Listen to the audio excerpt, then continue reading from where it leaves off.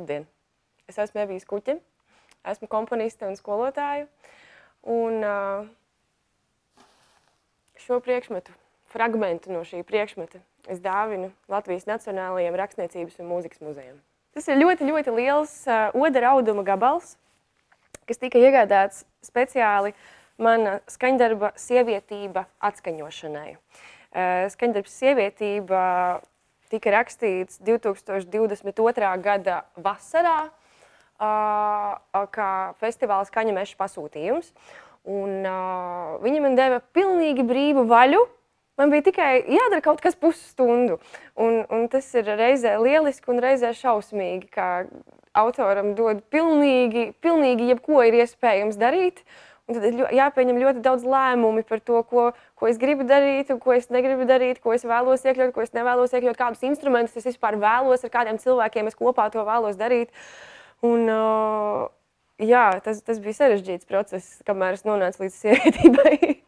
Bet jā, šī lupata pati par sevi sarkanā krāsā ir izvēlēta arī tādēļ, ka sievietībā vairākos posmos es runāju arī par mēnešreizēm, kas ir neatņemama sievietības sastāvdaļa. Kad es rakstīju Sievietību, tas bija īstenībā ļoti smags radīšanas process, jo, lai saprastu, kādā vispār valodā es vēlos to domu paust, es apzvanīju ļoti daudzas sev zināmas sievietes, kuras es uzskatu par svarīgām savā dzīvē vai kuras es ļoti cienu par to, kādas viņas ir. Un tātad tas bija ļoti plašs spektrs ar ļoti dažādiem cilvēkiem. Un tās intervijas bija smagas. Es viņas tiešā veidā nekur nepierakstīju. Es uzņēmu informāciju tajā brīdī. Un tad es to visu mēģināju kaut kā vispār laist ārā uz papīra. Un tas bija ļoti sarežģīti. Un tas bija emocionāli arī ļoti, ļoti smagi. Un es nebiju gatava tam, cik es patiesībā smagus un skarbus stāstus dzirdējuši par to, kā tas vienkārši ir būt sievietei. Tas ir diezgan brutāli vispār. Šajā papīrā ir 4 krāsu rakstāmie pagaidām, ko es varu 5 krāsu rakstāmie šajā kalnotājā ir. Es vairs nemācēšu izstāstīt, ko visi tie simboli nozīmē, bet no šī te pierakstītā es izvilku ārā tekstu daļai, Sievietībā, kur abas mūziķes nevis spēlē vai dzied, bet abas tikai vienīgi runā. Un tās tajā brīdī bija gandrīz kā politiskas debates, kur pianiste skandē sarakstu ar lietām, kas ir saistīti ar skaitļiem, piemēram, 10 things every woman should know, kas būtu 10 lietas, ko katrai sievietei vajadzētu zināt. Un tā tas skaitļu kopa vienkārši kļūst arvien lielāk. Bet šeit tas ir nesacībā, tas ir vienkārši tīrais vispār izvilkums no internetiem.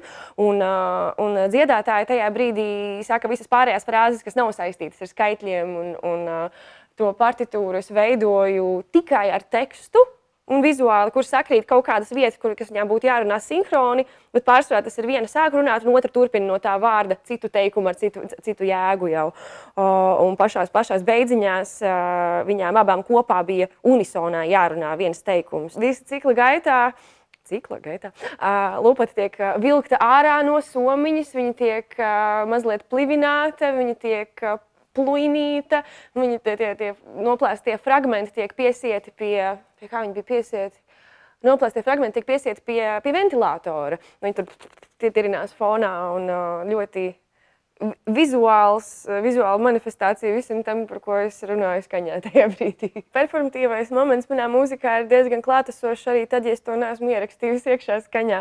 Piemēram, studiju laikā man bija skaņdarbs klavieru trio ar nosaukumu Snaiperis, un tur partitūrā ir ierakstīts pašā skaņdarbs beigās, ka visiem kameru darba atskaņotājiem tajā kaut kādā konkrētā momentā ir jāvēro, kā lido lode zālē.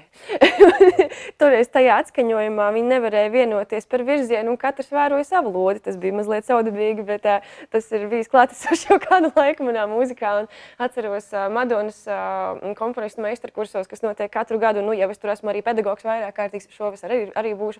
Tajos meistarkursos es arī sāku rotaļāties vispār ar telpu un atrašanos telpā, ka man nepietiek ar to, ka mūziķi vienkārši atrodas uz skatus un taisa kaut kādu skaņu. Man ir nepieciešams, lai tas notiek attiecībā ar telpu. un tad es biju izvietojusi mūziķus apkārt skatītājiem, katru savā stūrītī, un viņi tur sasaucās diagonāli un visu kaut kā. Un, jā, man ļoti patīk, ka mūziķi ne tikai rada skaņas, bet arī dara fiziskas citas lietas. tas man patīk. Jā. Notis atnāk pašās beigās. Es ļoti daudz skicēju, es ļoti daudz domāju ārpus skaņu nosaukumiem. Man ir, labi, schēmas izklausās šausmīga lieta, bet es bez schēmām nevaru. Man ļoti patīk sakārtot informāciju, pirms es ķeros klāt informācijas apstrādēji.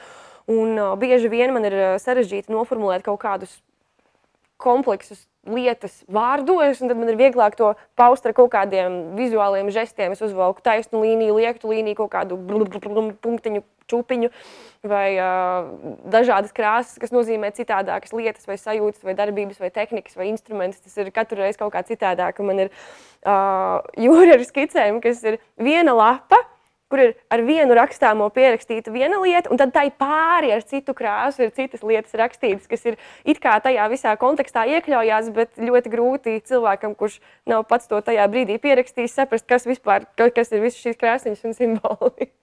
Notis atnāk pašās beigās, es bez ķēpāšanās nemāku. Ko vispār nozīmē mākslas darbs, kas ir māksla, ko nozīmē radīt kaut ko augstvērtīgu, kas piešķir darbam vērtību, tie ir vārdi. Un, kopš es esmu uzzinājusi vispār par tādu parādību kā dadaisms, es sevi tajā ļoti iekšā saskatu, jo viens no dadaisma pamattēzēm ir viss ir māksla. Ja es to redzu kā mākslu, tad tā ir māksla. Es arī skolā audzēkņiem, kad tas sanāk, novembrī sanāk tēma, kad es runāju tieši par futurismu un dadaismu, kā par pretstatiem, kas īstenībā runā ļoti līdzīgās valodās. Un tad es audzēkņiem ļoti aktīvi, protams, par to stāstu, un tad es mēģināšu nodemonstrēt, kā es to viņiem stāstu. Izliksimies, ka šis varbūt ir mazāks priekšpats, un man šķiet, ka es te neko netraumēšu, izpaužoties, kā es mēdzu izpausties. Un tad es viņiem saku, viss ir māksla, arī ir māksla. Un tad viņi tā smejas parasti, bet es tam pilnībā ticu. Viss atkarīgs no rakursa. Tāpat kā mūzika ir jebkura kaut kādā veidā organizēta skaņa. Ja es to skaņu neesmu organizējusi, vai tas nozīmē to, ka tā skaņa nav mūzika? It kā nē. Savukārt, ja to skaņu organizē putni, kāpēc lai tā nevarētu būt mūzika jebkurā gadījumā? Mani mulsina šī dalīšana, ir māksla, nav māksla, skaista, nesmuki. Kam tas ir svarīgi? Māksla ir tiem cilvēkiem, kuri to uztver. Un ja viņi to neuztver, tad tā nav māksla viņiem, bet tas nenozīmē, ka tā nevar būt māksla kādam citam.